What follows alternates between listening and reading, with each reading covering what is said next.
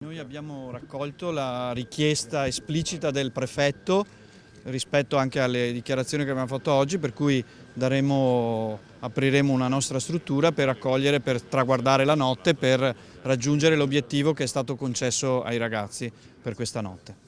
La notte l'hanno trascorsa a Rubano in una struttura messa a disposizione dalla Curia di Padova al termine di un vertice in prefettura al quale hanno partecipato anche il sindaco Giordani e il vice sindaco Lorenzoni. Poche ore di riposo, quindi la partenza in corriere e l'arrivo a Malcontenta nelle prime ore della mattina. Gli ultimi 54 richiedenti asilo usciti dal centro di Conetta sono tornati in provincia di Venezia dopo le tappe di Piove di Sacco, Padova e Rubano. Una lunga marcia che vi abbiamo raccontato ora per ora attraverso le nostre dirette.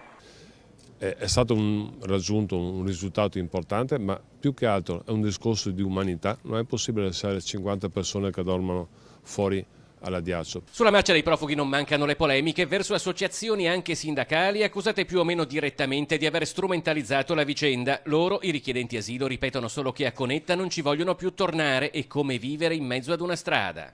Staying in corner camp is like staying on the streets. I profughi sono partiti da Padova lasciando in città un dubbio molto forte su quello che potrebbe accadere da qui in avanti. La prima a lanciarlo è stata la diocesi di Padova. 6 giorni fa a Codevigo l'arrivo di profughi da Conetta era parso un'emergenza isolata. A Piove di Sacco ci si è trovati, hanno detto, di fronte ad un atto premeditato e questa potrebbe diventare la prassi. La preoccupazione di tutti, non solo del prefetto di Padova o di quello di Venezia, ma anche del Ministero. Ovviamente uno sforzo, uno spirito di emulazione in questi casi ci può essere e quindi è ovvio che bisogna far capire che non è quella la via verso la quale rischiano solo di perdere quelli che sono i diritti dall'accoglienza che oggi hanno. Ma se non cambiano le condizioni nel campo penso che scapperanno tutti. Io credo che ci sia la necessità di fare un intervento importante per migliorare le condizioni e per dare delle prospettive a queste persone.